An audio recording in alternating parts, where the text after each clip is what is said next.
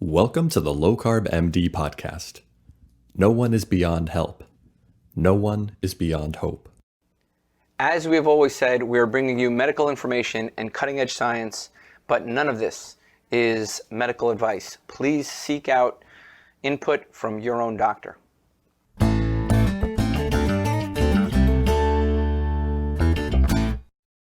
Hello and welcome back to the Low Carb MD podcast. This is a great guy that we're going to have on both of my podcasts here, Low Carb MD and Life's Best Medicine. We're going to take little different approaches. So, talking about little different aspects of this story. The unbreakable Triple J is joining me here today. So let me just start out saying, hey, guess what? We met at Harvard. We were actually talking to the Harvard medical students, right? This fringe, low carb, crazy stuff that everyone said was on the verge of insanity and quackery and all that kind of stuff. And we had the opportunity to talk to Harvard medical students, right? And it was a great discussion that probably people on Low Carb MD have already heard that one because we released it already. And this is the unbreakable Triple J. Triple J, welcome, man. Good to have you. Sorry, everyone. Tro's not here today. He got tied up helping patients, but we got important stuff to talk about here. It's all good. It's all good. What's going on, my friend? Unbreakable, welcome, man. Tell people your story. Well, where do I start?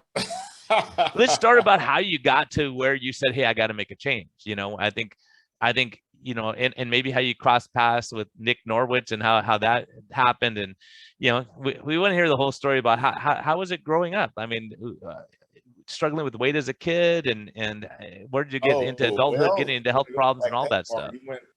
You went into a time machine like Marty McFly in the DeLorean. You kind of went back there. But I guess growing up as a kid, I came from a single home.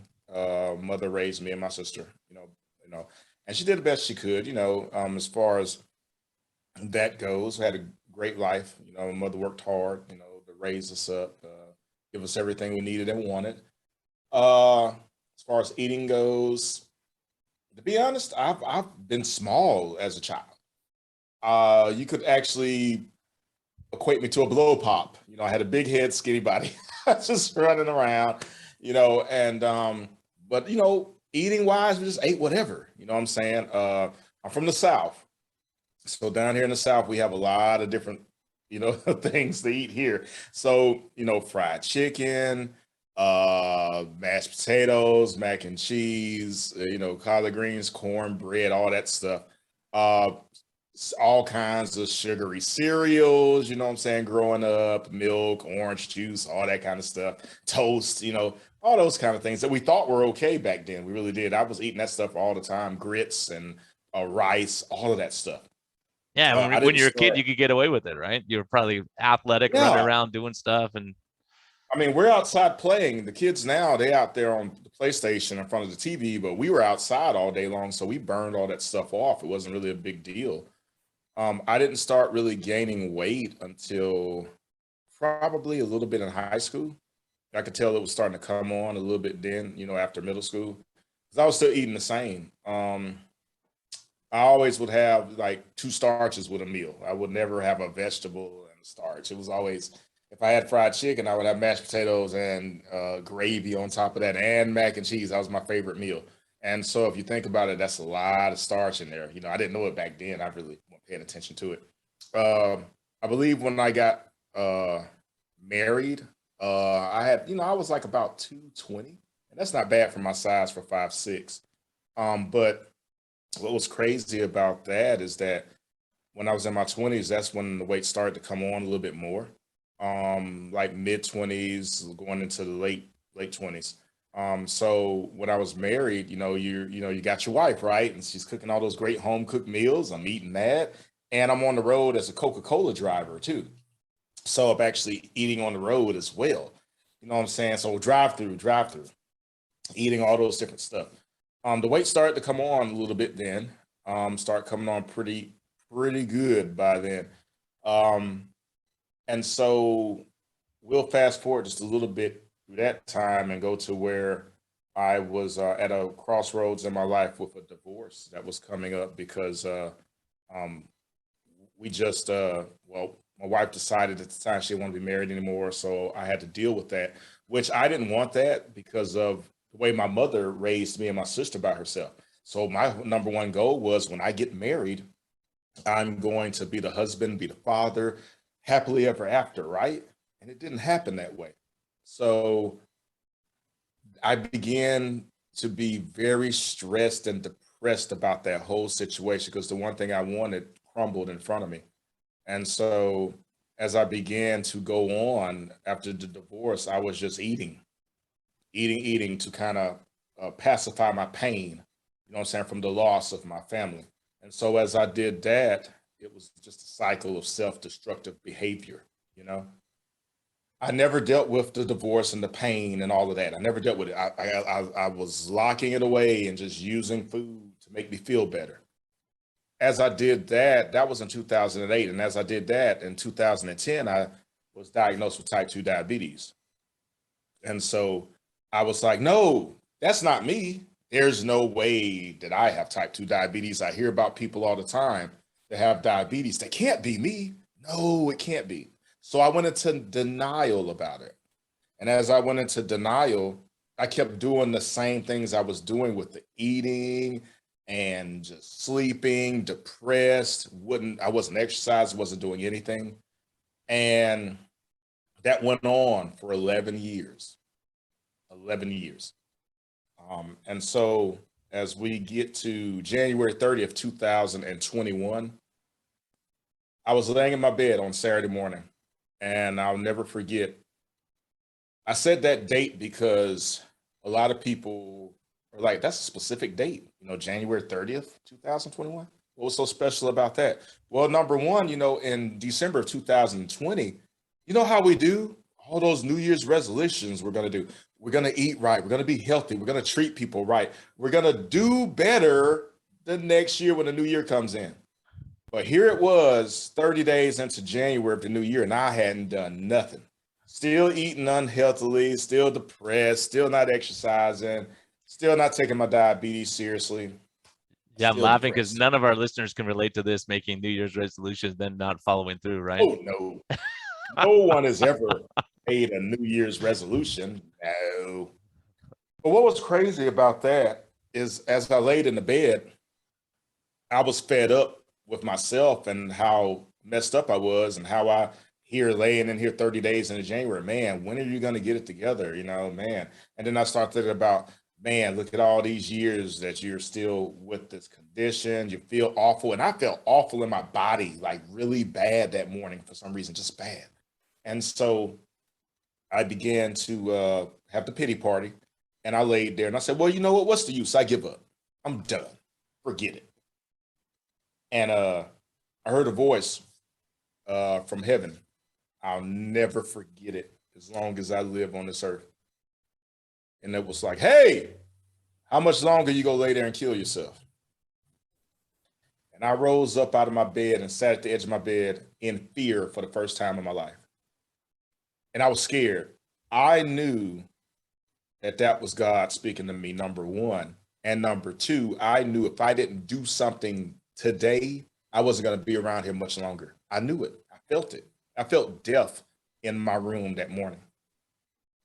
So I said, okay, fine, God. Can we talk? And I mean, just like I'm talking to you, this was the conversation I had with him. I said, God, listen, I've never gotten over my divorce. It still hurts. It hurts so bad that my family was broken up. The one thing that I always wanted is gone now. You know, no more wife, the kids and the relationship with my kids gone. And I am hurt by this. I never recovered, God. And I said, I'm bleeding with pain and I can't make the bleeding stop. And so I also told God that I don't have any discipline, any self-control, any willpower. I'm using food to pacify my pain. And now I'm addicted to these foods and can't stop. I can't do this. I can't do this.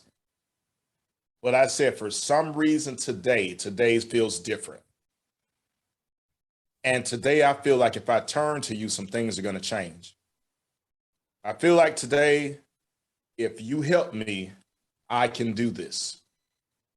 And so me and God made a covenant that morning, a deal, a bargain, whatever you want to call it, a signed contract that I was going to try and he was going to help me. Within that same hour that prayer went forth, God dropped a woman in my spirit. Her name was Marquita Bradford. She lives in town here with me. And the backstory to that, just a little bit, is that while I was going through all this diabetes stuff in 2009 and 10, I had became a photographer, professional photographer. And so I went years of taking pictures, right? So Marquita was one of my clients from way back, did all kinds of pictures for her, like baby showers and Easter and family pictures. I've done that for her for years.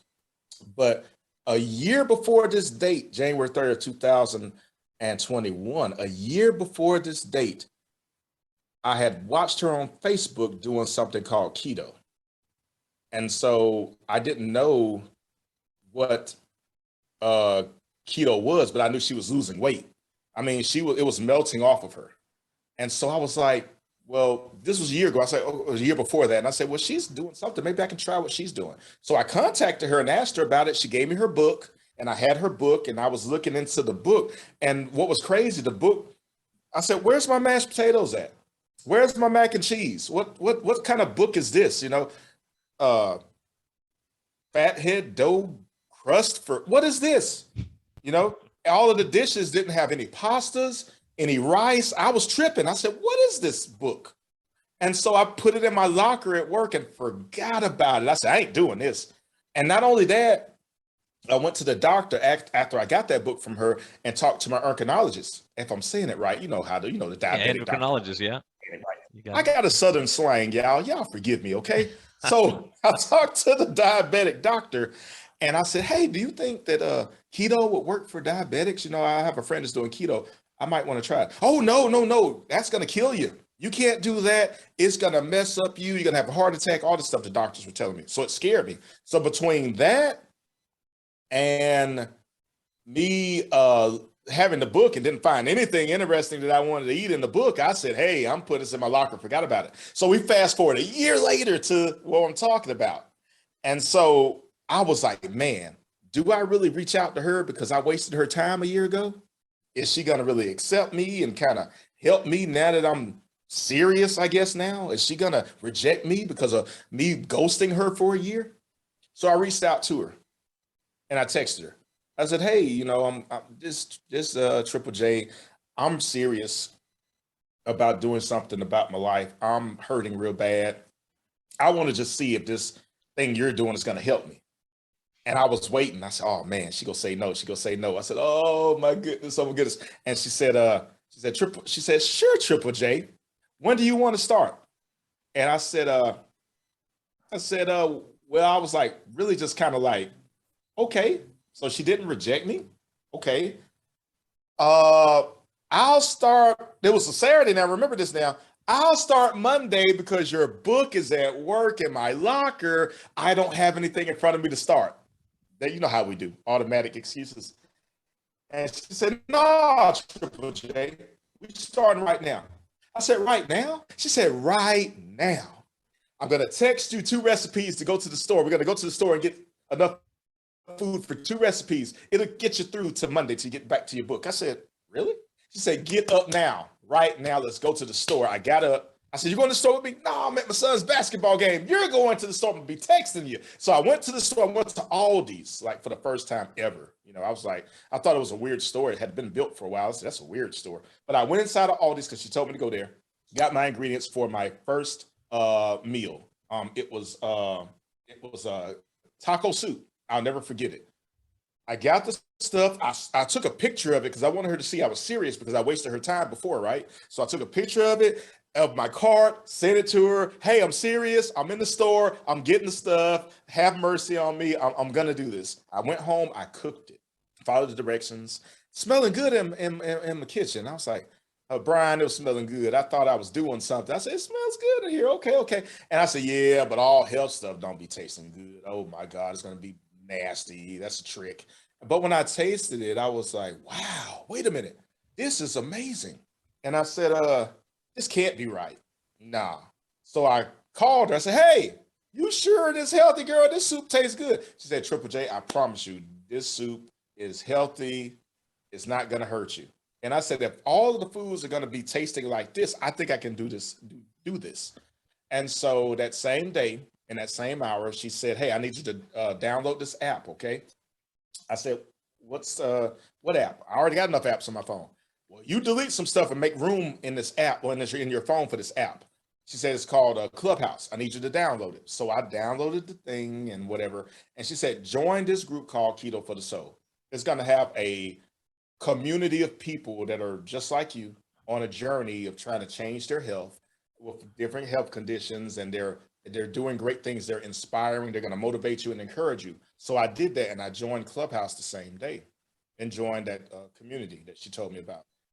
That is where I went to and found so many people that were doing this lifestyle. So many people that had different ailments, health conditions they were reversing. So many people that had lost weight. So many people had to have lowered their blood pressure, cholesterol, all these things, right? That's where I met Dr. Nick, Norwitz. He was there in those groups in the mornings. I was going there and listening to those guys give great information. And I did that now. I did that for a while. And I really reduced the carbs I was having, because you got to remember what I told you earlier, how I've always been eating for decades compared to now. So 2.5 months from the time I started keto, I went back to the doctor. My A1C at the time in December was a 12. And for you that out there in the land that don't know diabetic numbers, a 12 is very bad for a diabetic. Yeah, 6.5 is diabetes, just for reference. If you're over 6.5, you're diabetic. If you're at 12, doctors like me have a stroke, right? We know what's coming if it's 12. We know the disaster that's in your path. And I'm saying the number 12 because, but before that, over the years, man, I was at 10, 11, 12, 13, 14. And a lot of times it was unreadable past 14 back then. And the doctors were very concerned. They wanted to put me on insulin. I refused to get on it. My blood sugar ran 300 and 400 at times, 500 at times. I wasn't taking my medicine. I was inconsistent with checking my blood, all that stuff. But when I did check it and was scared and checked it, 300, 400, 500 readings. And tell people how you felt at that time when your sugars were 300, 400, 500. It felt like I was just really sick. I mean, the inside of my body, I can't describe, felt on the inside like I was in constant pain on the inside with my sugars that high. Even my head swimming, can't think, can't remember stuff. I really, really felt bad.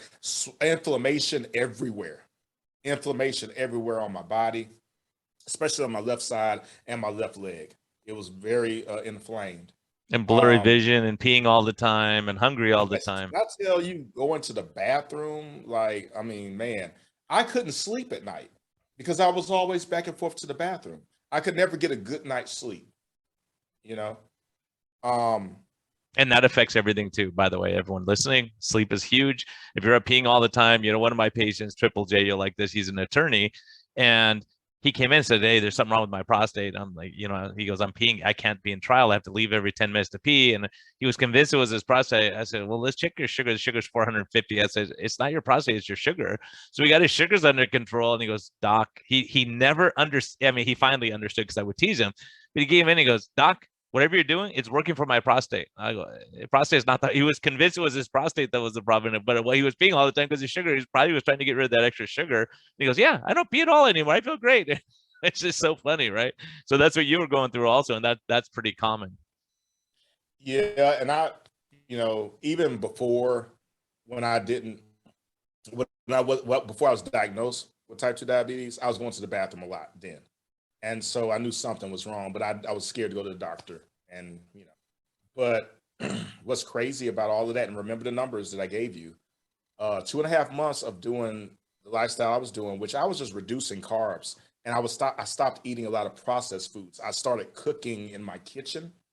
I didn't go out to eat as much anymore. And I was reducing the amount of bread and sugar and snacks, all of that stuff, sodas, all that stuff. I kind of just put a halt to it. I really did. I was eating meats and I was eating vegetables and proteins, proteins and, healthy fats and all of that. And so when I went back to the doctor in April, I went from a 12 A1C to a 6.6. And Yeah. so I was like, huh. What did your And doctor say? it was scaring me.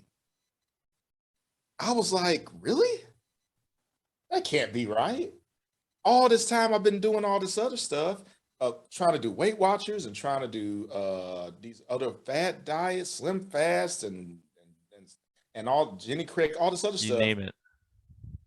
I mean, grapefruit diet, all kind of wacky stuff, I did all of that, nothing worked, but I'm over here eating just different food now, and it's helping my A1C come down and my blood sugar too, because my blood sugars were like in the range of 150 and 160 and coming down even to 120. Now, they had never been like that. So when that started happening, it scared me. So I kept checking my blood sugar and everything. And so when my A1C was 6.6, I said, wow. And I had lost weight, man. I had lost over 47 pounds at that time too. What did your doctor say? You lose 47 pounds, you drop your A1C in half, and you're feeling well. What did your doctor tell you at that point? Keep doing what you're doing, or this is crazy still? Oh, well, I told my doctor, that I was doing keto, and they were like, oh my God, you can't do that. You're going to die. I said, okay, I got you. Because they kind of tried to scare me again with keto when I said the word keto. But they couldn't deny the progress that I had made for over the years of me having high numbers. They couldn't debate that. So I was thinking, this is a fluke. This can't be right. I'm under 300 pounds for the first time in over a decade. My blood sugar is into normal ranges, going into normal ranges now. My A1C has been cut in half almost. This can't be right. This doesn't make sense to me.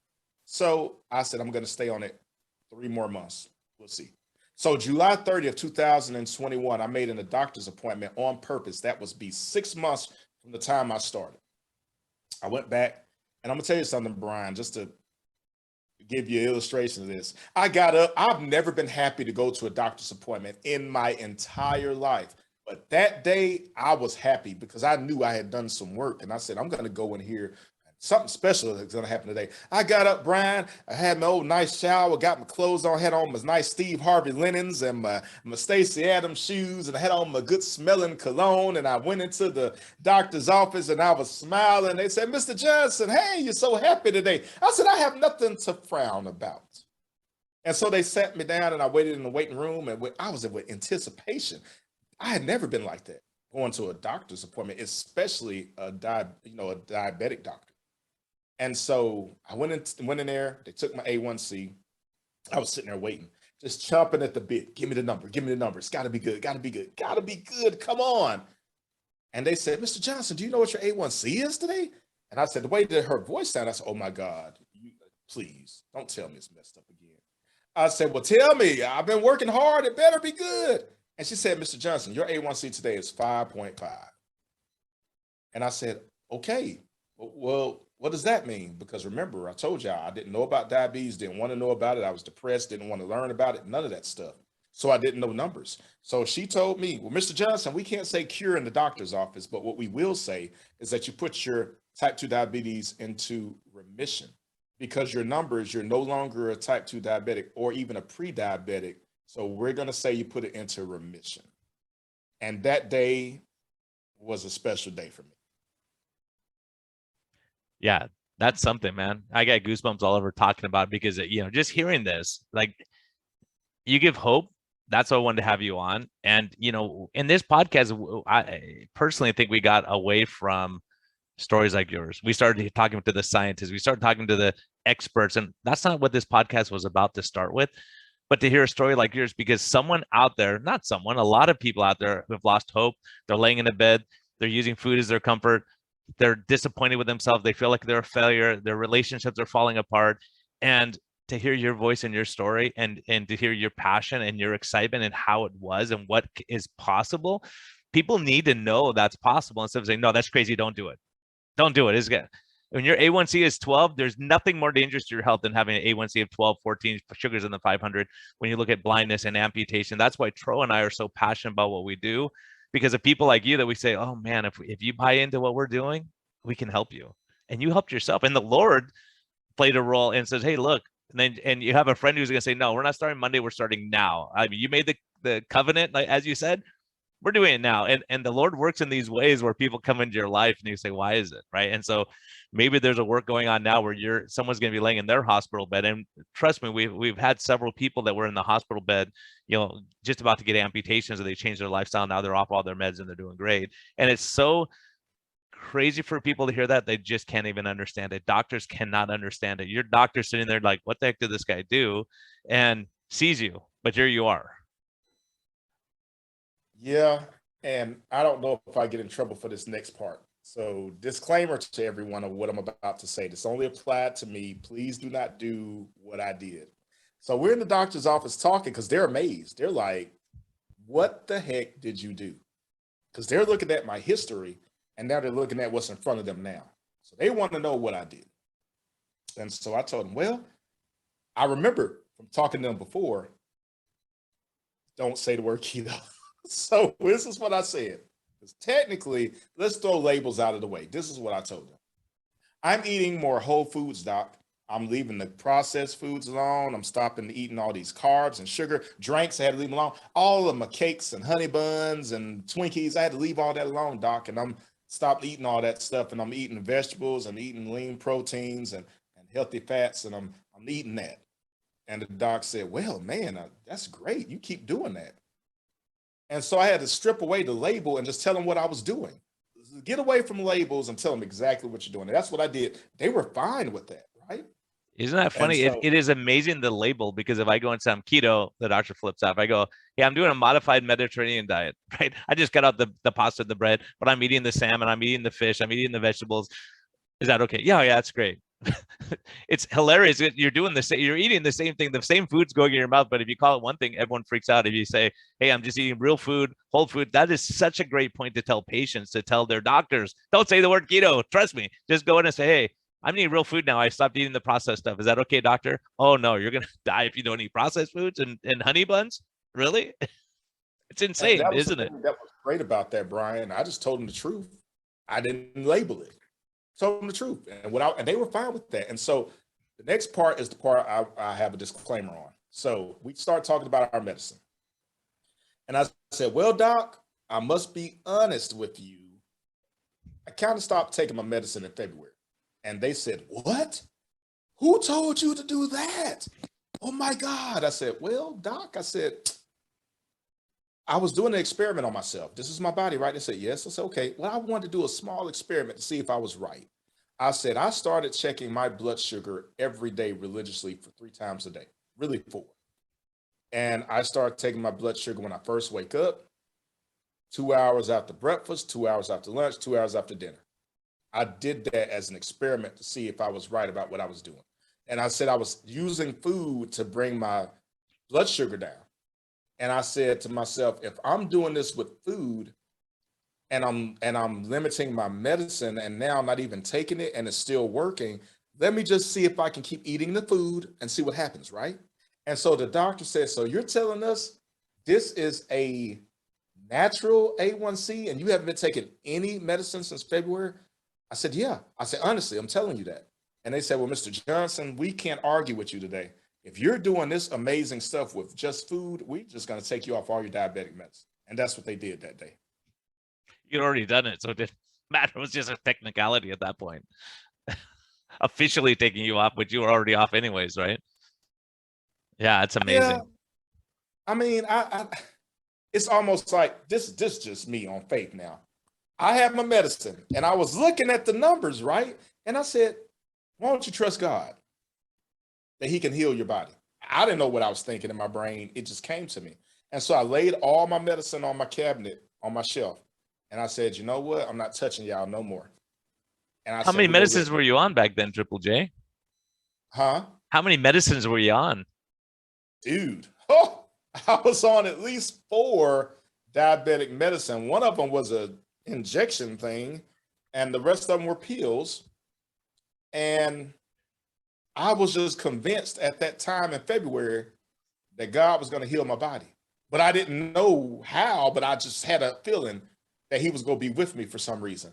And I did it. And the next thing I know, you can't argue with the numbers. You can't argue with the results that the doctors, 6.6, like 2.5 months in, and then 6 months in, 5.5. And that was with me not doing the lifestyle perfect. I had my times where I fell off here and there, but I got back on the horse. That's realistic. To say I did it perfect, no. Is the key, right? Because if you say I'm never ever going to do this again, and you don't enjoy life, you got to enjoy your life. And that's a huge thing to say, okay, I'll fall off the horse, I'll get back on, I'll fall off the horse, it's not how many times you fall off the horse, it's how many times you get back on the dang horse, right? Right. And that's what happened with me. On my birthday in April, I got happy. I had been doing keto strict, or eating right strict for you guys that don't like labels. I was eating right real strict. And it's my birthday. I'm going to go off plan with my son. I'm going to have some food. I'm going to eat for the first time off plan. Man, you talk about a whirlwind doing that. It was almost like a drug addict that had got off drugs and he just has a little bit. So that chicken that was cooked in that oil, that fried chicken messed me up.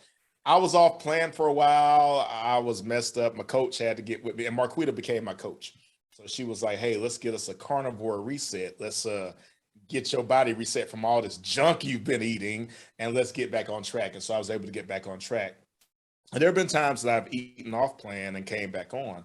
But I want people to know that, and like he said, you can't say forever, you're never, ever going to have, you can't do that. But your relationship with your food is what's important. Your mentality and your mindset is what's important. You got to know that this is a lifestyle change, not a diet for you to look good on the beach or to have, look good naked and all this other stuff. No, this is a lifestyle change for your life. That's why it's called a lifestyle change. My life has been transformed by this experience that I've had. Not just weight loss and not just the diabetes, because putting your diabetes in remission is pretty doggone big. But my mind changed. I started to love myself for the first time in my entire life. I used to walk past my mirror every day and would walk past it because I hated the image that I seen because of all my failures, my shortcomings, and my past. I used to hate my image. But I had to go to the mirror and I had to forgive myself. I had to go to the mirror, look in the mirror, and forgive myself for the things that I'd done to myself. Then I was able to start healing.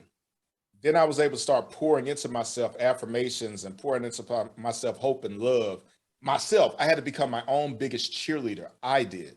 And when I started to do that, my mind changed, my heart changed, my spirit changed. And once I fixed the relationship with myself, then I started to fix that relationship with food because I was using food in the wrong way. Food is food, but I used it in the wrong way. So now I started to think in my brain and know in my brain that I'm valuable, I'm worthy to be loved. I need to be around here a lot longer. I need to start taking care of this body that God gave me, or I won't be here too much longer. I started doing that, man. So I think the biggest thing that has been the shift and change in me, in my life, is the change in me itself, because now I love myself and I know that I am valuable now. And so before I didn't have that. I can look at the image in my mirror now and I'm like, yeah, that's Triple J, the heavyweight champion of the world. You know what I'm saying? I can look at that, love that guy. And that was the biggest change in my life. And I'm so happy that I had that talk with God that morning. We were able to change. It took just a little bit. It actually was quicker. I never thought doing this would even put my diabetes in remission. I just wanted to see if it would make me feel better because I felt so horrible. But it had just amazing, amazing results for me. And changing your life, man, is something else, man. I mean, I'm a totally different person. I'm more healthy now. I'm more happy now. I feel the best that I've ever felt in my entire life. Man, that, and for me, that's what I saw, that light. I see your hope and I see what you can offer other people, right? And what you've offered us all here listening. And I think it's so important that, there's studies showing that poorly controlled diabetics are depressed generally. But it's the poorly controlled sugar that came first before the depression most of the time. And the depression was secondary to the poorly controlled sugars. So we're finding, and Tro and I took, I'll say I took a lot of heat at the beginning saying, this weird is my patients are happier now. It's not about the weight loss necessarily. And some people it is, they feel better because they lost weight. They can go and talk to people and they're, less self-conscious maybe. But something chemically changes. I think something chemically changes where you say, gosh, I feel happy. I feel good. I feel like exercising. I feel like going out and just talking to people rather than laying in bed and being a hermit for 11 years. So can you tell me that? Do you think it was the weight loss, or do you think something changed in chemically, or your neurotransmitters in your brain? What do you think it is, other than God, of course? But what else changed when you say, man, I have a joy now that I didn't have before? Man, I really can't, because I'm not a science guy or anything like that. I really can't tell you. I could just tell you, I think for me mentally, the weight loss was something because I was shocked to be under 300 pounds for the first time in a long time. Because at my heaviest, I was 360 pounds. Today, I sit at 275 pounds because I weighed myself this morning. And I haven't been that weight in a long time. I want to say maybe over 12, 13 years to be that size, maybe more, maybe 15 years. And so that's great. Weight loss is fine. It's fine. But if you don't lose the weight that's here in your mind and here in your heart, that's the most important weight to lose, because some of us are so burdened down on the inside with so many things in our heart and our spirit. And those weights are so heavy on us. And we can never break free to become better versions of ourselves because we are so weighted down with shame and guilt and the past and unbelief and doubt and discouragement and despair. When I first was going to the mirror, it was a process because I didn't like my image, number one. But when I started to go to the mirror, somebody else appeared in the mirror. The past, that person that I used to be was there talking to me as well, saying, oh, so you think you're special now that you done lost some weight? You think you're special because your diabetes is gone, huh? You'll be back over here, buddy. You'll be back over here with us. Depression, defeat, despair. You'll be back. You're not going to stay over there long. You're coming back. And so I would turn back and speak to those voices, man. I would say, hey, who are you talking to? How you go win when I've already won? I said, not only am I not coming back over this bridge with you guys, I'm burning the bridge down as I cross it. And I spoke very passionately like that to myself, to that mirror, because the mental weights that people carry, the mental that's on the heart, the mind, those are the weights you got to lose. The and that was weights that I had to lose. Yeah. Like, hey, you can't keep doing this. You're gonna blow it. You're gonna go back. And those of us who failed so many times that failure keeps, that it's a liar, right? Like saying that you can never accomplish things. You'll never be better. You'll never have another relationship. You'll never be worthy. And those things are such a lie that we say to ourselves, and it's horrible. So here's my thing now. Because I did that work, because that work's important. If you don't do that work, man, it's going to be hard for you. It ain't impossible, but it's going to be very difficult. And I'm not saying it's not a fight, because it is a fight. Every day it's a fight. It's a fight. It's a fight because if you think you're going to come over and do better and you think nothing's going to fight you, you're out of your mind. It's going to happen. You're going to have people fight you, whether it be coworkers on the job, whether it be family members, whether it be friends. They're going to fight you. Anytime you want to make a change, there is resistance because people are used to the old you. Now you're trying to become the new you. Now everybody's concerned. Everybody's saying you're going to kill yourself. You're eating all these vegetables and lean proteins. And what's going on here? Oh my God, you're going to starve to death. But when I had a whole bag of potato chips and eating a whole pizza, eating a whole package of Oreo cookies with a half a gallon of milk in my hand in one sitting, nobody cared. But now that I'm trying to do right, people are coming against me. So I'm telling you, it's a fight. I've actually compared my journey right now to a never-ending wrestling match. Everybody that knows me know I love wrestling. I grew up watching wrestling.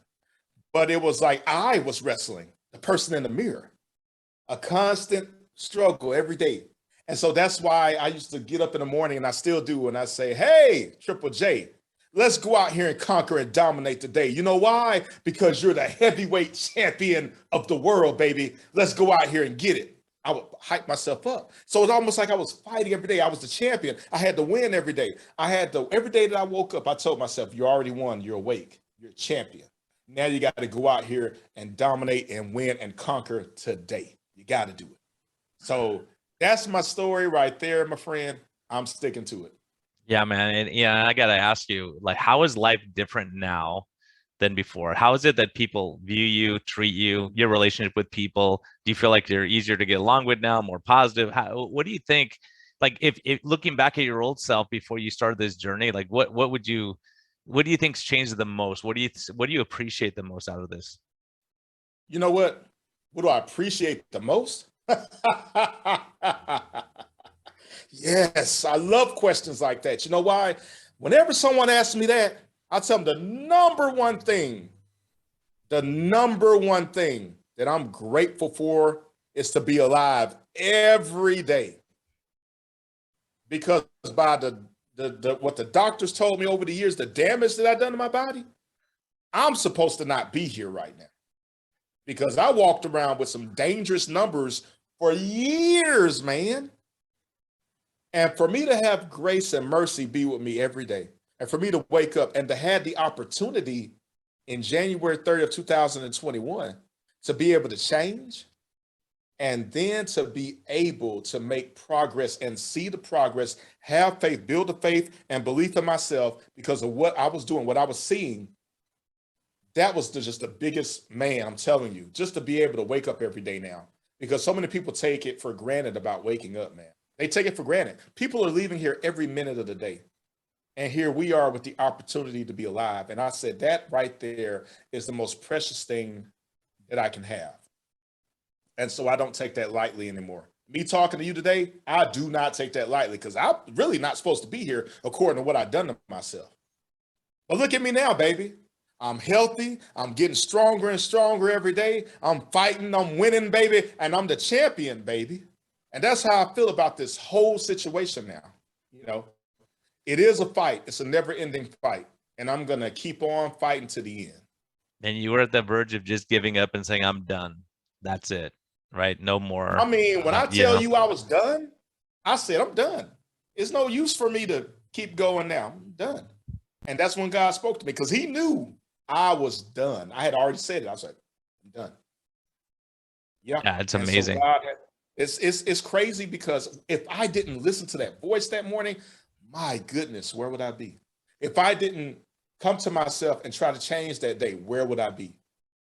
And if you didn't have a friend who said, hey, you know, you wasted my time a year ago. What do you need? I'm there. Let's do this thing. I'm in. And you had to listen. I don't want to make people upset out here, but I'm telling you how God aligned everything. I prayed to him now and asked him for his help for the first time because I hadn't asked for his help at all through diabetes. I hadn't asked for his help. I didn't pray and ask him for that, but I did that morning. And he gave me that same day the help that I needed, the tools to help me change. When I first started this journey, I had Marquita that was able to give me recipes and to help me with that aspect. Then I had the Clubhouse community, Keto for the Soul, that was the encouragement piece that I needed. I had to borrow their belief till I started believing in myself. And when I started believing in myself, nothing was able to stop me ever again because I understood about the belief in myself. Man, you get an amen from this, man. This is awesome. If you're not inspired by this, get some counseling, get some help, talk to some people, because this is what it's about. This is why Tro and I are passionate. This is what we're seeing. And you see a life saved, changed, impacting others, living a new life. I mean, there's so much to the story. And we're going to talk more about this on Life's Best Medicine because there's more to the story. And Triple J was very respectful because we were talking to students for, medical students at Harvard. And he said, hey, I don't want to offend anyone, but this is my story. This is about my faith. And that's how I feel too. And to say, hey, look, we can't deny what happens. You don't believe in miracles? Is this a miracle or not? I would say, yes, it's a miracle, right? So you could argue, well, it's a coincidence that they just happen to connect and all. But you can look at it and say, wow, this is pretty amazing. Or you could try to explain it away. That's up to you. But I think the point is, look, this is a changed life. There's nothing more beautiful than a changed life, to see this, the passion, the excitement, the self-belief, all these things, and so Triple J, man, it's awesome. Troy's going to be very, very upset that he missed this one. I know he blew it, but he had to take care of people. That happens sometimes. So Triple J, how do people track you down, man, if they want to talk to you or pick your brain or join you in Clubhouse or whatever? Is there any way they can contact you or get in touch with you? If they want to find me, they can find me at my mama's house. Okay, Brian, I'm there hanging. Whenever people ask me, I do this. Whenever they ask me about social media, where can we find you, Triple J? You can find me at my mama's house. But no, let's just play it. They basically can find me on Clubhouse, the Unbreakable Triple J, or Unbreakable JJJ. On Instagram, I think it's the underscore Unbreakable Triple J. I can't remember. I could be. We'll find you, man. We'll find you over there. I'll follow you, and if someone's following me, follow Triple J. Yeah. The next time I'll have it. I just don't have it in front of me. But I really don't. I mean, I'm on there, but I'm not on there to like promote myself or to kind of all of that. I'm not into that aspect. It's more like I'm just sharing my story, basically while I'm there. Hey, so you were starting a podcast. What was the name of your podcast? And are you inspired to start doing that stuff again? Yeah, I'm going to go with the podcast called Unbreakable Change. Awesome, man. That's what I'm going to call the podcast. And I want it to be where I give out hope and inspiration to people that don't have any faith, especially in themselves. And I want to bring on people with amazing stories about change and how they're sticking to their guns and how they keep doing things. That's what I want to do. Yeah. Okay, man, you got your first fan right here. I'm gonna sign up as soon as you get that thing going, and everyone else, we'll keep an eye out for that. And if you want to hear more of this story, and I think a very important part of the story, tune into Life's Best Medicine and hear the rest of it. So everyone, thanks for your support. Triple J, thanks for joining me here. And man, I'm so excited about your story and getting it out there to people. Thank you, my friend. It was a pleasure being here, to have the opportunity to share my story and to be able to, share with people that the story of Triple J. And the story of Triple J is not for Triple J. The story of Triple J is for everyone that doesn't believe and who has no hope, for the ones that think that this is it, I'm done. No, this story is about hope and change, and how faith in yourself is the most powerful force in the universe. And if you ever tap into the belief in you, you can do some amazing things in your life. And that's what this story is about. And was so blessed to be here today. And I thank you, Brian, for the opportunity. Hey, God bless you. Thank you for joining us. Everyone, thanks for listening. You're going to want to listen to this one a few times. There's a ton of wisdom. And if you have someone that's hurting, a friend or family member, have them listen to this. This is really something that will get someone off their deathbed, literally. And so I think it's really, this is an important episode. It really is. And we're getting back to our roots a little bit, telling the stories. And people aren't inspired by hearing the scientific studies. They want to hear these stories. We have to share these stories. And this is what we see in our practices. This is what we're passionate about. And one more thing, Brian, I forgot. I always got to do this. I don't know why I didn't do this. I have to do my outro. But I'll do this because it really is a part of me now.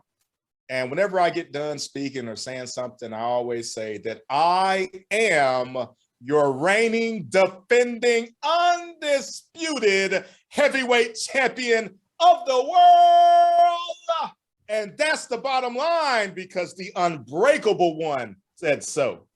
Be blessed. Amen.